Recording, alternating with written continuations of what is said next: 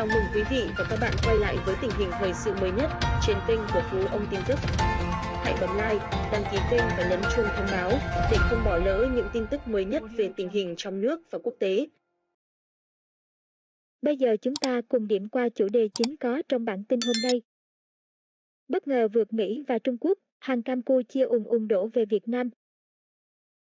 Chủ yếu là nông sản Campuchia ồ ạt vào Việt Nam. Vậy tình hình xuất khẩu mạnh của Campuchia vào Việt Nam liệu có bất thường? Sau đây chúng ta cùng tìm hiểu. Bất ngờ vượt Mỹ và Trung Quốc, hàng Campuchia ùn đổ về Việt Nam. Các mặt hàng nông sản Campuchia như hạt điều, hạt tiêu, lúa, chuối, xoài đang ồ ạt sang Việt Nam. Campuchia bất ngờ vượt qua Mỹ, Trung Quốc trở thành quốc gia xuất khẩu nông sản nhiều nhất vào nước ta trong 8 tháng qua. Nông sản Campuchia ồ ạt vào Việt Nam. Theo Bộ Nông nghiệp Phát triển Nông thôn, dù là nước xuất khẩu nông sản lớn, mỗi năm thu về hơn 40 tỷ đô la Mỹ, nhưng Việt Nam vẫn phải nhập khẩu lượng nông sản lớn để phục vụ nhu cầu sản xuất và tiêu dùng trong nước. Nhiều năm qua, Mỹ và Trung Quốc là hai thị trường xuất khẩu nông sản nhiều nhất vào Việt Nam. Tuy nhiên, theo báo cáo của Bộ Nông nghiệp Phát triển Nông thôn, 8 tháng năm 2021, Campuchia bất ngờ vượt qua Mỹ, Trung Quốc để trở thành thị trường xuất khẩu nông sản vào Việt Nam lớn nhất, với kim ngạch đạt 2,9 tỷ đô la Mỹ, chiếm 10% thị phần.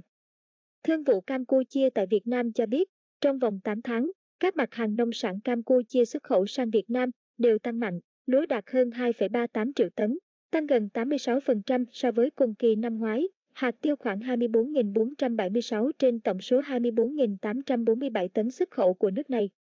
Ngoài ra, Campuchia xuất khẩu 355.550 tấn khoai mì tươi sang Việt Nam, chiếm 75,7% tổng lượng khoai mì xuất khẩu. Xoài Campuchia xuất sang Việt Nam lên tới 140.000 tấn, chiếm 86,8% tổng lượng xoài xuất khẩu của quốc gia này. Các loại nông sản khác như đậu xanh, bắp, chuối, bưởi cũng xuất khẩu sang Việt Nam với số lượng lớn và có chiều hướng tăng mạnh trong những tháng gần đây. Thống kê từ Tổng cục Hải quan cho thấy, 7 tháng năm 2021, lượng điều nhập khẩu của Việt Nam đã vượt 2,03 triệu tấn, kim ngạch đạt gần 3,05 tỷ đô la Mỹ, giá trung bình 1.499 đô la Mỹ trên tấn, tăng 160% về lượng, tăng 207% về kim ngạch và tăng 18% về giá so với cùng kỳ năm 2020. Đặc biệt, trong 7 tháng đầu năm nay, Việt Nam nhập khẩu từ Campuchia gần 1,1 triệu tấn điều, kim ngạch hơn 1,83 tỷ đô la Mỹ, tăng gần 456% về lượng và 632% về kim ngạch. Với lượng điều nhập khẩu từ Campuchia tăng đột biến, quốc gia này trở thành nhà cung cấp hạt điều lớn nhất cho Việt Nam. Tình hình xuất khẩu mạnh của Campuchia vào Việt Nam liệu có bất thường? Trao đổi với phóng viên Vietnamnet về câu chuyện nông sản Campuchia ồ ạt vào Việt Nam những tháng gần đây, chuyên gia nông nghiệp Võ Tòng Xuân cho biết, từ trước đến nay, Việt Nam vẫn nhập khá nhiều các mặt hàng nông sản của Campuchia như gạo, khoai mì, trái cây, gần đây là hạt điều, hạt tiêu, để phục vụ nhu cầu chế biến cũng như tiêu dùng trong nước. Theo ông Xuân, nông sản Campuchia có ưu điểm là khi canh tác sử dụng rất ít các loại hóa chất bảo vệ thực vật, giống tốt, đất đai màu mỡ, nên nông sản không chỉ ngon mà chất lượng còn đảm bảo, được người tiêu dùng ưa chuộng. Ví như gạo Campuchia được thị trường Việt ưa chuộng bởi chất lượng thơm ngon, dẻo, giá thành lại rẻ hơn sản phẩm gạo cùng loại của Việt Nam. Chưa kể, gần đây, người dân và doanh nghiệp Việt có xu hướng sang Campuchia thuê đất nông nghiệp để trồng khoai mì, sắn, trồng chuối, xoài. Lý do là bởi quỹ đất nông nghiệp của quốc gia này còn rất lớn, giá thuê thấp, chi phí thuê lao động làm việc cũng rẻ hơn so với Việt Nam.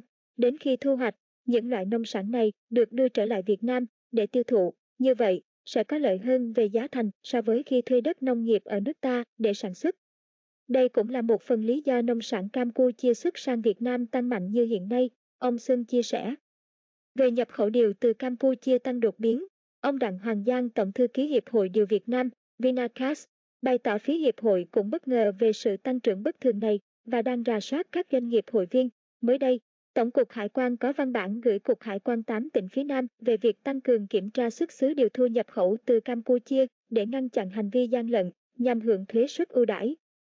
Thực tế, ngoài Campuchia, các thành viên hiệp hội vẫn nhập khẩu điều, chủ yếu từ các thị trường truyền thống ở châu Phi và sơ bộ ghi nhận, chưa có đơn vị nào có lượng nhập khẩu tăng bất thường. Theo Tổ chức Nông lương Liên Hiệp Quốc, FAO, Campuchia là quốc gia có sức cạnh tranh mạnh mẽ về nông sản tại khu vực Đông Nam Á. Nông sản ở Campuchia cho năng suất cao và chất lượng ngày càng cải tiến, được nhiều quốc gia ưa chuộng. Điển hình như hồ tiêu, dù trồng hồ tiêu ở Campuchia ít được thâm canh so với nông dân Việt Nam, nhưng năng suất của họ luôn đứng đầu khu vực với 6,4 tấn trên ha. Còn năng suất của Việt Nam chỉ bằng một nửa quốc gia láng giềng này. Khoảng 95% lượng hồ tiêu thu hoạch mỗi năm của Campuchia dành cho xuất khẩu, trong đó Việt Nam và Thái Lan là hai thị trường mua nhiều nhất. Hiệp hội Hồ tiêu Việt Nam, VBA, từng nhận định, trong trung và dài hạn, ngành hồ tiêu Campuchia sẽ có những bước phát triển vượt bậc nhờ khả năng mở rộng diện tích, năng suất cao và quan trọng hơn là quốc gia này có đủ điều kiện sản xuất hồ tiêu theo hướng hữu cơ. Campuchia đang đẩy mạnh sản xuất nhiều loại nông sản trên quy mô lớn, chất lượng cao để cạnh tranh mạnh mẽ hơn tại thị trường Trung Quốc, Thái Lan và Philippines. Do đó, nông sản Campuchia không chỉ ồ ạt sang Việt Nam mà xuất khẩu sang Trung Quốc và các thị trường khác cũng tăng mạnh. Thông tin vừa rồi đã khép lại bản tin thời sự mới nhất trên kênh Phú Ông Tin Tức hôm nay. Các bạn đừng quên nhấn like, đăng ký kênh và ấn chuông thông báo để không bỏ lỡ những tin tức mới nhất về thời sự trong nước và quốc tế. Bây giờ, xin chào và hẹn gặp lại quý vị và các bạn trong những bản tin tiếp theo.